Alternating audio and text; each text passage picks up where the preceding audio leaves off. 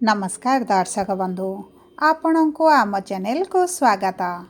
पवित्र धनु संक्रांतिर हार्दिक अभिनंदन एवं शुभकामना जणाई आजिर कार्यक्रमटी को आग को बढ़ाइबा। देखंतु दर्शक बंधु आजिर कार्यक्रमटी समस्त मिथुन राशिर व्यक्ति विशेषंक पई बहुत अधिक गुरुत्वपूर्ण रही।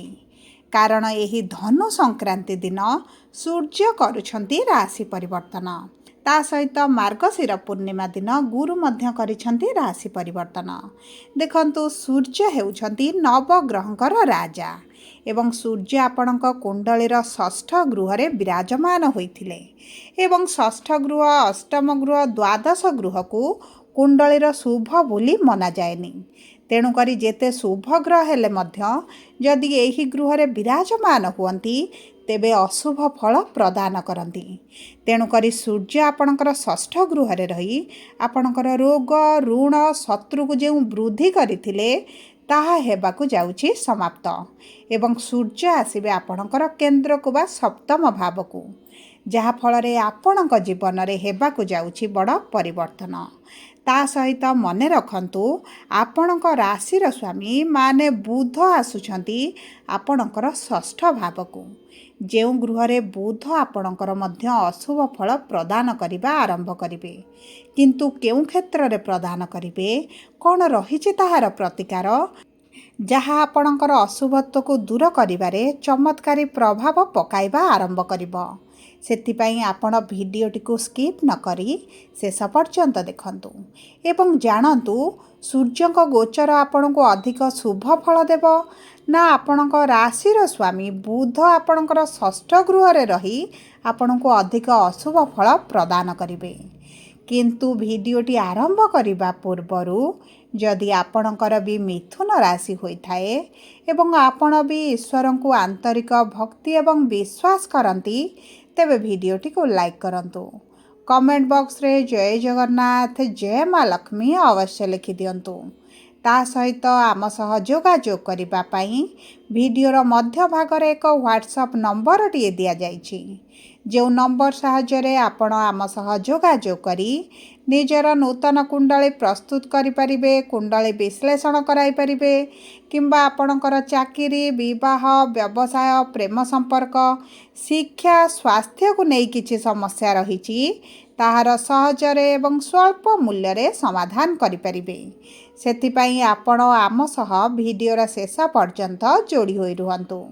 एबे आसंतु कार्यक्रमटी को आग को बढ़ाइबा एवं सर्वप्रथम जानिबा आपणक कर्मक्षेत्र किभଳି रहिबो एही धनु संक्रांति परठारु। देखंतु आपणक कर्मर गृह रे शनि विराजमान होइछंती एवं शनि गुरुंक राशि रे विराजमान रहिछंती। सूर्य आपणकर मध्य गुरुंक राशि को गोचर करुछंती। तेणुकरी गुरुंक राशि रे जेकोसी ग्रह हेउ पापी ग्रह हेउ छाया ग्रह हेउ ताहा शुभ फल प्रदान करिबा पई बाध्यकता होइथांती। तेणुकरी शनि जेहेतु आपणक कर्मक्षेत्र रे अछंती आपणकर कार्यक्षेत्र रे विलंब निश्चित भाव रे देखाउथिबे।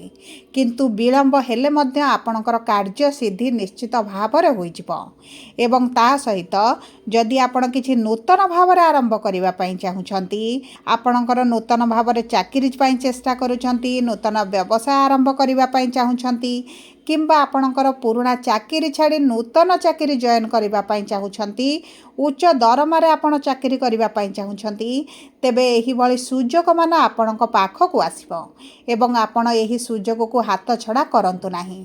कारण एही समयटी आपणक पई बहुत अधिक शुभदायक समय रहिछि। देखंतु गुरु मध्य आपणक राशि रे विराजमान करी सूर्य को सप्तम दृष्टि प्रदान करिवे जहाँ फल रे आपणक मान सम्मान मध्य वृद्धि हेबो। आपणक मन रे जो नकारात्मक भावना रही ताहा मध्य दूर होइजिबो एवं आपणकर शत्रु माने आपणको जो समस्या रे पकाउथिले आपणको द्वंद्व रे पकाउथिले आपणक कार्य को नीच बोली जणाउथिले छोट कार्य बोली जणाउथिले एवं आपणक कार्य को समाप्त हेबा पई देउ नथिले आपणकर कोनोसी बड़ डील जदि मिलिबार थिला अटकी रहितला ତେବେ ଏହି ସବୁ ବାଧା ବିଘ୍ନ ଗୁଡ଼ିକ ଆପଣଙ୍କର ଦୂର ହେବା ପାଇଁ ଯାଉଛି।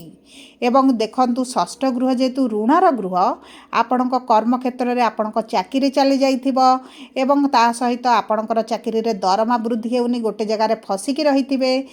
ଆପଣଙ୍କ ଚାକିରିରେ ମନପସନ୍ଦର ସ୍ଥାନକୁ ଟ୍ରାନ୍ସଫର ପାଇଁ ମଧ୍ୟ ଆପଣ କିଛିଟା ଅର୍ଥ ଦେଇଥିବେ। ଆପଣଙ୍କ ବିଭିନ୍ନ ଉପାୟର ଅର୍ଥ ହାନି ହେବା ସହିତ କର୍ମକ୍ଷେତ୍ରରେ ବହୁତ ଅଧିକ ସମସ୍ୟା ବଢ଼ିଯାଇଥିଲା। କିନ୍ତୁ ଏହି ଧନୁ ସଂକ୍ରାନ୍ତି ପରଠାରୁ ଗୁରୁଙ୍କର ଶୁଭ ଦୃଷ୍ଟି କାରଣରୁ ଏବଂ ତା ସହିତ ସୂର୍ଯ୍ୟଙ୍କର ଉତ୍ତମ ଗୋଚର କାରଣରୁ ଆପଣଙ୍କୁ ଶୁଭ ଫଳ ପ୍ରାପ୍ତି ହେବ।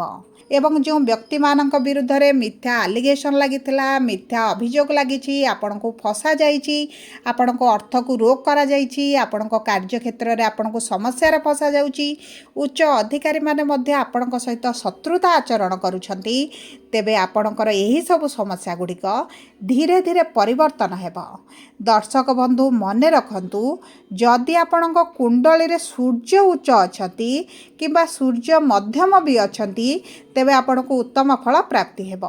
କିନ୍ତୁ ଯଦି ଆପଣଙ୍କ କୁଣ୍ଡଳୀରେ ସୂର୍ଯ୍ୟ ନୀଚ ରହିଛନ୍ତି, ତେବେ ଆପଣଙ୍କୁ ଏତେଟା ଶୁଭ ଫଳ ନ ମିଳିପାରେ। କିନ୍ତୁ କର୍ମ ଆପଣଙ୍କୁ ତ ନିଶ୍ଚିତ ଭାବରେ କରିବାକୁ ପଡ଼ିବ, କାରଣ ଶନି ଆପଣଙ୍କ କର୍ମର କାରକ ଗ୍ରହ ହୋଇ ଆପଣଙ୍କ କର୍ମର ଗୃହରେ ବିରାଜମାନ ହୋଇଛନ୍ତି। ତା ସହିତ ଦେଖନ୍ତୁ, ଯଦି ଆପଣଙ୍କ କର୍ମକ୍ଷେତ୍ରରେ ଆପଣ ବିଦେଶ ଯିବା ପାଇଁ ଚାହୁଁଥିଲେ, ତେବେ ଆପଣଙ୍କୁ ସୁବର୍ଣ୍ଣ ସୁଯୋଗ ପ୍ରାପ୍ତି ହେବ ଡିସେମ୍ବର 20 ତାରିଖ ପରଠାରୁ। କାରଣ ଦ୍ୱାଦଶ ଗୃହ ହେଉଛି ବିଦେଶର ଗୃହ ଏବଂ ଦ୍ୱାଦଶ ଗୃହର ସ୍ୱାମୀ ହେଉଛନ୍ତି ଶୁକ୍ର, ଯିଏ ଆପଣଙ୍କର ଷଷ୍ଠ ଗୃହରେ, ଏବଂ ଷଷ୍ଠ ଗୃହକୁ ଯେହେତୁ ଶୁଭ ମନାଯାଏନି, ଆପଣଙ୍କ ବିଭିନ୍ନ ପ୍ରକାର ସମସ୍ୟା ଅର୍ଚନ ସୃଷ୍ଟି କରିବେ। ତେଣୁକରି 20 ଡିସେମ୍ବର ପରେ ଆପଣ ଯଦି ବିଦେଶ ଯିବା ପାଇଁ ଚେଷ୍ଟା କରନ୍ତି, ତେବେ ଆପଣଙ୍କ ପାଇଁ ବହୁତ ଅଧିକ ଶୁଭଦାୟକ ରହିବ। ତା ସହିତ ଆସନ୍ତୁ ଜାଣିବା କିପରି ରହିବ ଆପଣଙ୍କର ଆର୍ଥିକ ସ୍ଥିତି ଏହି ଧନୁ ସଂକ୍ରାନ୍ତି ପରଠାରୁ। ଦେଖନ୍ତୁ, ଅର୍ଥର ଗୃହରେ ଗୁରୁ ବିରାଜମାନ କରି ଆପଣଙ୍କର ପ୍ରଥମ ଗୃହକୁ 4 ତାରିଖ ଦିନ ଗୋଚର କରିଛନ୍ତି ଏବଂ ଅର୍ଥର ଗୃହର ସ୍ୱାମୀ ହେଉଛନ୍ତି ଚନ୍ଦ୍ରମା, ଯିଏ 2.5 ଦିନରେ ଥରେ ଆପଣଙ୍କର ରାଶି ପରିବର୍ତ୍ତନ କରିଥାନ୍ତି। ତେଣୁକରି ଆପଣଙ୍କର ଆର୍ଥିକ କ୍ଷେତ୍ରରେ ଉଚ୍ଚ ନୀଚ ଭଳି ପରିସ୍ଥିତି ଜୀବନ ଯାକ ଲାଗି ରହିଛି, କିନ୍ତୁ ଚିନ୍ତା କରିବାର କୌଣସି ଆବଶ୍ୟକତା ନାହିଁ। କାରଣ ଗୁରୁ ଯେହେତୁ ଆପଣଙ୍କ ରାଶିରେ ଅଛନ୍ତି, ଆପଣଙ୍କ ଭାଗ୍ୟରେ ପରିବର୍ତ୍ତନ ଆଣିବେ, ଆର୍ଥିକ ସ୍ଥିତିରେ ପରିବର୍ତ୍ତନ ଆଣିବେ। ବିଶେଷ ଭାବରେ ଆପଣଙ୍କ ଭାଗ୍ୟର ଗୃହକୁ ଯେହେତୁ ନବମ ଦୃଷ୍ଟି ଦେବେ, ଆପଣଙ୍କର ଆର୍ଥିକ କ୍ଷେତ୍ର ନିଶ୍ଚିତ ଭାବରେ ପରିବର୍ତ୍ତନ ହେବ। କିନ୍ତୁ ଆପଣଙ୍କର ଯେହେତୁ ଖର୍ଚ୍ଚ ବୃଦ୍ଧି ହେଉଛି, ଆପଣଙ୍କର ଅର୍ଥ ଫସିକି ରହିଛି, ଆପଣ ନିଜର ଅର୍ଥକୁ ହାସଲ କରିପାରୁନାହାନ୍ତି, ନିଜ ଅର୍ଥକୁ ଆପଣ ନିଜେ ଆଣିପାରୁନାହାନ୍ତି, ସେହି ସବୁ ସମସ୍ୟା ଗୁଡ଼ିକ ଆପଣଙ୍କର ଦୂର ହୋଇଯିବ। ଆପଣଙ୍କର ଋଣ ବଢ଼ିଯାଇଛି, ଲୋନ୍ ବଢ଼ିଯାଇଛି, ଆର୍ଥିକ ସମସ୍ୟା ଭିତରେ ଫସି ଯାଇଛନ୍ତି, ଗୋଟେ ଟ୍ରାପ୍ରେ ଫସିଲା ଭଳି ଅନୁଭବ କରୁଛନ୍ତି, ସେହି ସବୁ ନକାରାତ୍ମକ ଭାବନା, ଚିନ୍ତାଧାରା, ସମସ୍ୟା ଗୁଡ଼ିକ ଆପଣଙ୍କର ଦୂର ହୋଇଯିବ। ଆପଣଙ୍କର ଅର୍ଥକୁ ନେଇ ଯେଉଁ ସମସ୍ୟା ରହିଛି, ସେହି ସମସ୍ୟା ଆପଣଙ୍କର ନିଶ୍ଚିତ ଭାବରେ ଦୂର ହେବ। କାରଣ ଆପଣଙ୍କର ଅର୍ଥର ଗୃହ ଉପରେ ଗୁରୁଙ୍କର ନିଶ୍ଚିତ ଭାବରେ ପ୍ରଭାବ ରହିବ। ତା ସହିତ ଆପଣଙ୍କର ରୋଜଗାର ଯେହେତୁ ବୃଦ୍ଧି ହେବ, ଆପଣଙ୍କର ଋଣ କରଜ ଶୁଝିବା ପାଇଁ ଆପଣ ସକ୍ଷମ ହୋଇଯିବେ। ଯେଉଁମାନେ ଲୁହା ରିଲେଟେଡ୍ କୌଣସି କାର୍ଯ୍ୟ କରୁଛନ୍ତି, ସେମାନଙ୍କୁ ତ ବହୁତ ଅଧିକ ଶୁଭଫଳ ପ୍ରାପ୍ତି ହେବ। କାରଣ ଶନି ହେଉଛନ୍ତି ଲୁହାର, କାରଖାନାର, ମେସିନ୍ର ଯେହେତୁ କାରକ ଗ୍ରହ, ସେହି ସବୁ ସେକ୍ଟରରେ ଯେଉଁମାନେ କାର୍ଯ୍ୟରତ ଅଛନ୍ତି, ସେମାନଙ୍କ ପାଇଁ ବହୁତ ଅଧିକ ଶୁଭଦାୟକ ସମୟ ରହିଛି। ଏବେ ଆସନ୍ତୁ ଜାଣିବା କିପରି ରହିବ ଆପଣଙ୍କ ବୈବାହିକ ସମ୍ପର୍କ ଏବଂ ବିବାହର ଯୋଗ। ଦେଖନ୍ତୁ, ବିବାହ ପାଇଁ ତ ଆପଣଙ୍କର ବହୁତ ଅଧିକ ଶୁଭ ସମୟ ରହିଛି। ଯେଉଁ ମିଥୁନ ରାଶିର ବ୍ୟକ୍ତିମାନଙ୍କର ଦୀର୍ଘ ଦିନ ହେଲା ବିବାହ ହୋଇପାରୁନଥିଲା, ସେମାନଙ୍କର ମଧ୍ୟ ବିବାହ ହୋଇଯିବ। ଆପଣଙ୍କର ମନପସନ୍ଦର ପ୍ରସ୍ତାବ ଆସିବ, ଶତ୍ରୁମାନେ ଆପଣଙ୍କ ବିବାହ ଭାଙ୍ଗି ଦେଉଥିଲେ, ତାହା ମଧ୍ୟ ଆପଣଙ୍କର ଦୂର ହୋଇଯିବ। ଆପଣ ଯଦି ପ୍ରେମ ବିବାହ କରିବା ପାଇଁ ଚାହୁଁଥିଲେ, ତାହା ମଧ୍ୟ ସମ୍ଭବ ହୋଇଯିବ। କିନ୍ତୁ କିଛିଟା ଯେହେତୁ ସମସ୍ୟା ଆସୁଥିଲା, ଅର୍ଚନା ଆସୁଥିଲା, ତାହା ମଧ୍ୟ ଆପଣଙ୍କର ଦୂର ହୋଇଯିବ। କିନ୍ତୁ ଦେଖନ୍ତୁ, ଆପଣଙ୍କ ପ୍ରେମର ଗୃହର ସ୍ୱାମୀ ଯେହେତୁ ଆପଣଙ୍କ ଷଷ୍ଠ ଗୃହରେ ଅଛନ୍ତି, 20 ଡିସେମ୍ବର ପର୍ଯ୍ୟନ୍ତ ଯଦି ଆପଣ ଚେଷ୍ଟା କରୁଛନ୍ତି ପ୍ରେମ ବିବାହର ପ୍ରସ୍ତାବ ପକାଇବା ପାଇଁ, ଆଗକୁ ବଢ଼ାଇବା ପାଇଁ, ତେବେ କିଛିଟା ବିଳମ୍ବ ସମସ୍ୟା ଆପଣ ଦେଖିପାରନ୍ତି। କିନ୍ତୁ 20 ଡିସେମ୍ବର ପରେ ଆପଣଙ୍କର ରାସ୍ତା ପ୍ରଶସ୍ତ ହୋଇଯିବ। 20 ଡିସେମ୍ବର ପରେ ମିଥୁନ ରାଶିର ବ୍ୟକ୍ତିମାନଙ୍କର ବିବାହ ପାଇଁ ତ ବହୁତ ଅଧିକ ଭଲ ସମୟ ଆସିବ। କାରଣ ଆପଣଙ୍କର ଶୁକ୍ର ମଧ୍ୟ କେନ୍ଦ୍ରକୁ ଗୋଚର କରିବେ ଏବଂ ମଙ୍ଗଳ ମଙ୍ଗଳ ମଧ୍ୟ ଆପଣଙ୍କ କେନ୍ଦ୍ରରେ ବିରାଜମାନ ହୋଇଛନ୍ତି। ତେଣୁକରି ବିବାହ ପାଇଁ କୌଣସି ବି ସମସ୍ୟା ଆପଣଙ୍କର ଦେଖାଯିବ ନାହିଁ। କିନ୍ତୁ ଆପଣଙ୍କର ରବି ସୁଧୁ ଗୁରୁ ସୁଧୁ ପାଇଲାଣି କି ନାହିଁ ତାହା ହେଉଛି ସବୁଠାରୁ ଗୁରୁତ୍ୱପୂର୍ଣ୍ଣ। ଏବେ ଆସନ୍ତୁ ଜାଣିବା କିପରି ରହିବ ଆପଣଙ୍କ ବୈବାହିକ ସମ୍ପର୍କ। ଦେଖନ୍ତୁ, ବୈବାହିକ ସମ୍ପର୍କ ଆପଣଙ୍କର ମଧୁର ରହିବ, କିନ୍ତୁ ଆପଣଙ୍କର ସାଥୀଙ୍କର ଟିକେ ଜିଦ୍ଦି ସ୍ୱଭାବ ବଢ଼ିଯାଇପାରେ କିମ୍ବା ଆପଣଙ୍କର ସାଥୀଙ୍କର କିଛିଟା ଚର୍ମ ସମ୍ବନ୍ଧିତ ସମସ୍ୟା ଦେଖାଦେଇପାରେ। ଯଦି ଆପଣଙ୍କର ସାଥୀ କିଛି ପାର୍ଟନରସିପ୍ରେ କାମ କରୁଛନ୍ତି ତେବେ ସେଥିରେ ତାଙ୍କୁ ଉଚ୍ଚ ସଫଳତା ପ୍ରାପ୍ତି ହେବ, ପାର୍ଟନରସିପ୍ରେ ତାଙ୍କର ବ୍ୟବସାୟର ଉନ୍ନତି ପରିଲକ୍ଷିତ ହେବ ଏବଂ ଆପଣଙ୍କ ବୈବାହିକ ସମ୍ପର୍କରେ ଯେଉଁ ପୂର୍ବରୁ ମନମାଳିନ ମତଭେଦ ଚାଲିଥିଲା ସେହିସବୁ ସମସ୍ୟା ଗୁଡ଼ିକ ଧୀରେ ଧୀରେ ସମାଧାନ ହେବା ଆରମ୍ଭ ହେବ। ଆପଣଙ୍କ ମଧ୍ୟରେ ବୁଝାମଣାଟି ବଢ଼ିବ। ତୃତୀୟ ଲୋକଙ୍କ ହସ୍ତକ୍ଷେପ କମିବା ସହିତ ପରିବାର ଠାରୁ ଯଦି ଆପଣ ଅନ୍ୟତ୍ର ରହିବା ପାଇଁ ଚାହୁଁଥିଲେ ତାହା ମଧ୍ୟ ଆପଣଙ୍କର ହୋଇଯାଇପାରେ। ଏବେ ଆସନ୍ତୁ ଜାଣିବା କିପରି ରହିବ ଆପଣଙ୍କ ଶିକ୍ଷା ଏବଂ ସନ୍ତାନର ଯୋଗ। ଦେଖନ୍ତୁ, ଶିକ୍ଷା ଏବଂ ସନ୍ତାନର ଯୋଗ ଆପଣଙ୍କର 20 ଡିସେମ୍ବର ପରଠାରୁ ବହୁତ ଭଲ ସ୍ଥିତିରେ ରହିବ। ଆପଣ ସେହି ସମୟ ମଧ୍ୟରେ ଯଦି କିଛି କମ୍ପିଟେଟିଭ୍ ଏକ୍ଜାମ୍ ଦିଅନ୍ତି, ଇଣ୍ଟରଭ୍ୟୁ ଦିଅନ୍ତି, ଏଣ୍ଟ୍ରାନ୍ସ ଦିଅନ୍ତି, ଶୁଭ ଫଳ ପ୍ରାପ୍ତି କରିବେ। ଆପଣ କିଛି ବଡ଼ ନିଷ୍ପତ୍ତି ଯଦି କ୍ୟାରିୟର ସମ୍ବନ୍ଧିତ ନିଅନ୍ତି ତାହା ମଧ୍ୟ ଆପଣଙ୍କ ପାଇଁ ଶୁଭଦାୟକ ରହିବ।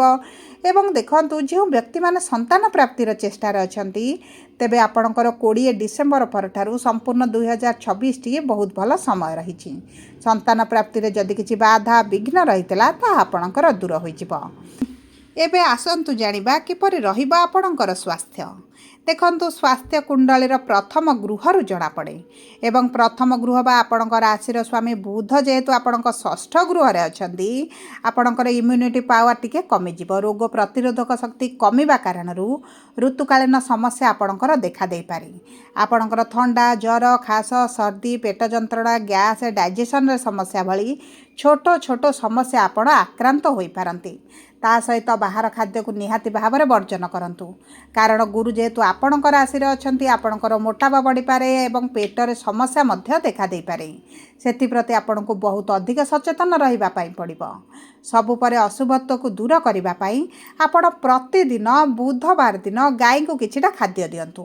ଚେଷ୍ଟା କରନ୍ତୁ ବୁଧବାର ଦିନ ସବୁଜ ରଙ୍ଗର ବସ୍ତ୍ର ପରିଧାନ କରିବା ପାଇଁ। ପାଖରେ ଯଦି ସମ୍ଭବ ହୁଏ ସବୁଜ କଲରର ରୁମାଲଟେ ସବୁବେଳେ ବ୍ୟବହାର କରିବା ପାଇଁ ଏବଂ ବୁଧଙ୍କର ବୀଜ ମନ୍ତ୍ର 108 ଥର ପାଠ କରନ୍ତୁ। ସୂର୍ଯ୍ୟଙ୍କୁ ପ୍ରାତଃ ସମୟରେ ତମ୍ବା ପାତ୍ରରେ ଜଳ ଅର୍ପଣ କରନ୍ତୁ। ଆପଣଙ୍କର ମାନ ସମ୍ମାନ ବୃଦ୍ଧି ସହିତ ଆପଣଙ୍କର ଯଶ ଖ୍ୟାତି ମଧ୍ୟ ବୃଦ୍ଧି ହେବ। ପ୍ରଭୁ ଗଣେଶଙ୍କର ପ୍ରତିଦିନ ଆରାଧନା କରନ୍ତୁ। ଆପଣଙ୍କ ପାଇଁ ବହୁତ ଅଧିକ ଶୁଭଦାୟକ ରହିବ। ଯଦି ଆପଣଙ୍କର ମିଥୁନ ରାଶି ହୋଇଥାଏ, ଭିଡ଼ିଓଟି କିଭଳି ଲାଗିଲା କମେଣ୍ଟ ବକ୍ସରେ ଲେଖି ଜଣାନ୍ତୁ। ଯଦି ପ୍ରଥମ ଥର ଆମ ଚ୍ୟାନେଲକୁ ଆସିଛନ୍ତି ଚ୍ୟାନେଲଟିକୁ ସବସ୍କ୍ରାଇବ୍ କରନ୍ତୁ। ଧନ୍ୟବାଦ।